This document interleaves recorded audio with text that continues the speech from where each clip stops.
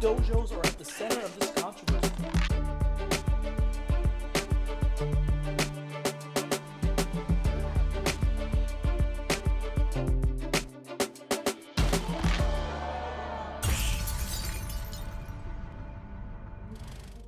What's up, everybody? It's Dave from Team Rubalcava Network, TRN Cobra Kai Theories. What's up, guys? Hey, thanks for jumping in for another episode with me. This video is actually a continuation from the Miguel Has No Fear video, and there will also be the Samantha follow-up to this moment. So these three videos, the one we released with Miguel, this one with Robbie and Samantha, are all tied to just that one moment, guys. So there's a lot more videos on the horizon, but I wanted to follow up and finish what was going on in that moment, but talking about Robbie and the betrayal and the trust.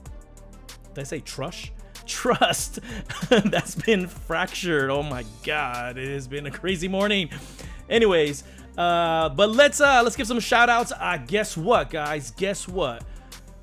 Earth-shattering news. Yes, I finally did it. I updated the slideshow. Yes, it only took me I don't know how many months, but make sure to check out my Instagram, Facebook. Cobra Kai Fanatics, now up to 700 people. Cobra Kai Fandom, that's my boy. Bonsai Kai Dojo. Whew, man, it is crazy. Watch Party. Look at all these channels growing. Cobra Kai Companion, watch one of their interviews this morning. Cobra Kai Studio, and the one, the only Cobra Kai Kid, almost at 100,000 subscribers. Holy moly, and that just looped over. All right, guys, so hey, so today we are going to talk a little bit about Robbie, but I do want to tell you guys something. If you guys haven't figured it out or noticed, interviews are being lined up. I don't know what is happening right now. Interviews are coming in every single day. We just booked another one today for sometime next week. And so if you guys haven't checked them out, go check it out.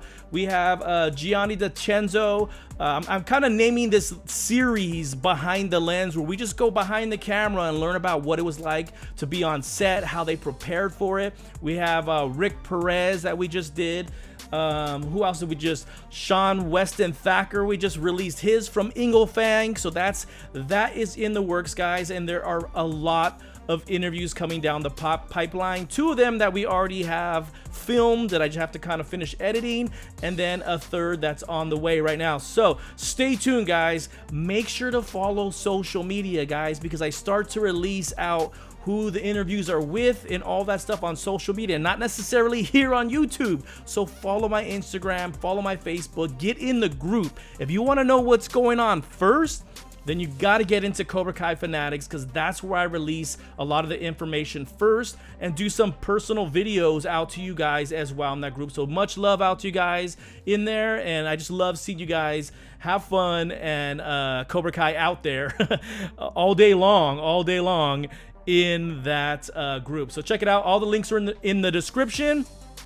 Let's jump into this. So of course I hit the wrong button again. Jesus, will you ever figure this out? Probably not, man. Probably not. I'm not doing this for all my technical skills, guys. I'm doing this because I love Cobra Kai. So, all right, guys. So we're going to take you back to that scene. And if you have not seen the video on Miguel Has No Fear, go ahead and click on the link above, and that'll take you back to that. So I want to catch you guys up to something too as well, because I've been seeing a lot of comments about Miguel, and I'm going to set the record straight right now, man. To see all these comments like, of course Miguel had no fear, then clearly you don't understand what's happening in the story. Yes, someone call you guys all out on it. If you look at this story with Miguel, he has every reason to be traumatized, guys. And all I keep hearing is, well, he beat Robbie and he did this. He got kicked off the second floor of a damn building, guys. So anything that happens after this could have severe trauma to him. Not only physically, we know he was paralyzed, but psychologically. Now we see a little bit of evidence in Samantha as well. We see her whole journey was overcoming this kind of PTSD and these issues. So to think that Miguel would not suffer any type of, that's just pure arrogance on your guys' behalf. I'm gonna say it. That's pure arrogance on your guys' behalf to think that he would suffer no type of side effects from what we have and just pop back up to being okay. You can see when he's fighting, he can't fight, you can't whatever, you know, he's struggling. But what it shows you about his character is he has heart. And that's what the whole video was about. And for those of you that didn't get it, I guess you're not a real fan. I'm calling you out on it because you guys don't get that this is a deep storyline about these characters. So I said it, I don't care. This is about their struggle to come back to some type of normalcy in the middle of all this chaos. And now we see Robbie turn to the dark side. So if you don't get it, you don't get it. But to think that Miguel should just automatically pop into being perfect, you are going to be in for a surprise in season 4 where he will probably be beaten in the tournament because he's not up to speed. He's not invincible, guys. And that's my whole point, is that everyone seems to think that Miguel is invincible. He's not, just like all the other characters are not. So amazing to see him come back from all of that, but we know he's not at 100%. There's only a couple months, I think like 3 months before the tournament. And in all reality, his character may face some challenges. So we'll talk about that in another video. But all I'm saying is that if you think that Miguel has not suffered anything, then clearly you weren't watching season 3. It's just unbelievable that you didn't see him suffering, and that for one fraction of a second that he may be intimidated by the person who paralyzed him. It's just arrogance on your end. I'm gonna say it. So that it is what it is, and you don't like it, you don't have to follow the channel. I don't really care. So let's get into Robbie, guys. So Robbie, I will say that one, I think you guys have heard me mention this with Robbie, that I'm a little disappointed with how the whole entire thing kind of happened. But let's talk about this moment. We're not going to go deep dive into with Kreese and all that. We're going to talk about this moment with Robbie and how this moment was kind of a defining moment. He actually had a few. And if you remember, one, Daniel turning him in, which I still believe is the right thing, but doesn't change the fact that he feels like he was betrayed.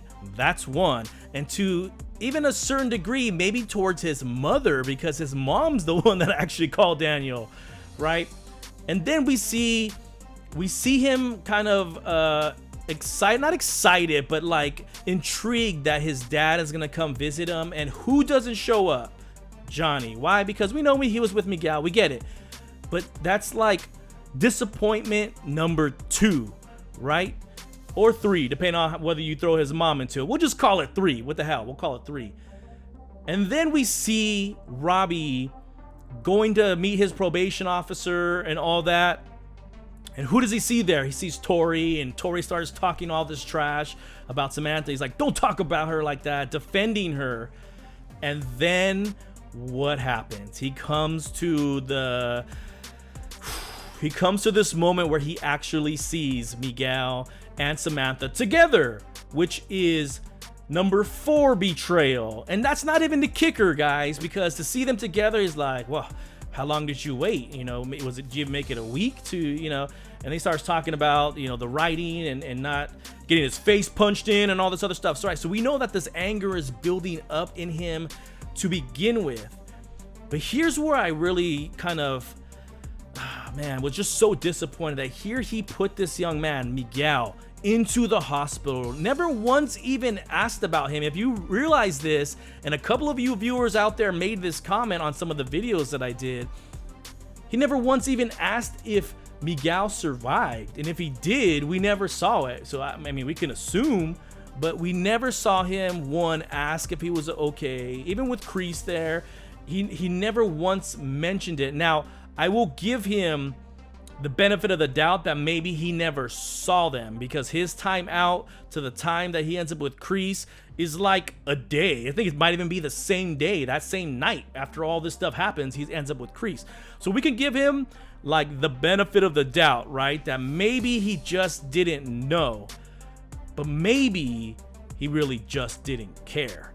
And in this moment with Robbie is where we kind of see we kind of see that with Miguel, where he's like, oh, I hope you would say something. And you can see he's agitated, you can see he's upset, clearly because he thinks there's something going on with them, which it looks like it. I mean, anybody from the outside in, they're hugging, and yeah, man, I don't blame him for that. With the fact that he would try to strike him after he just got out of juvie, after Miguel being put in the hospital, which I know he probably knew about. What the hell is going on with Robbie? Now, here I will tell you where the ultimate final betrayal happened to him. And it happened so quick that you might not even noticed it. But it was definitely when Sam intervened into stopping him, right? He goes to throw a punch and she does some moves, defensive moves. And then that look on his face right there on the screen, you see it like, how dare you stand up for this guy? Like, he's the enemy. Like, what is wrong with you? So I have to admit that in this moment, I think it's the final nail to the coffin. We can go deep level, which we probably will with Robbie in another video, but this moment I think was such a significant moment to his making a choice. And that's what this whole thing is about, is that everybody has a certain level of choices they're making that lead to something. And I think this was the final act of betrayal in Robbie's eyes. I'm not saying it was. I'm trying to say we're gonna look through the character lens of Robbie, that final betrayal, that the one person that he still had hope in, the one person that he was hoping to see was Samantha. And then they find him, he finds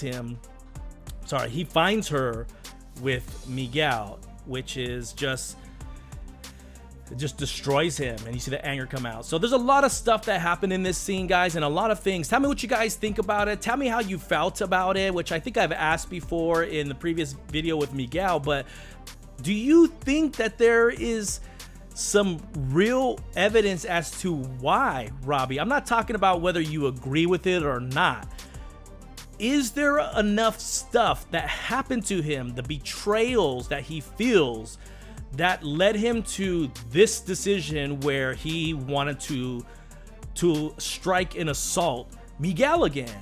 And if you asked me, I would say yes. If you're looking through his eyes, just gone through juvie, just gone through all these betrayals, and now he finds Sam with Miguel. So let me know what you guys think.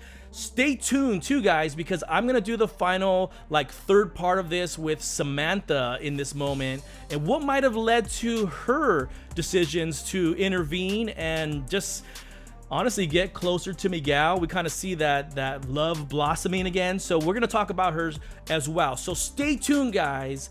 Make sure to leave your comments. Let me know what you think. Let me know what was most interesting in this scene for you, and then we're gonna jump on to the next video. So thank you, guys. If you enjoyed this video, make sure to hit that like, make sure to hit that subscribe, and stay tuned for more and more videos here on TRN's Cobra Kai Theories and Reactions. All right, guys, I'm gonna get on out of here. Stay tuned. Another video coming soon.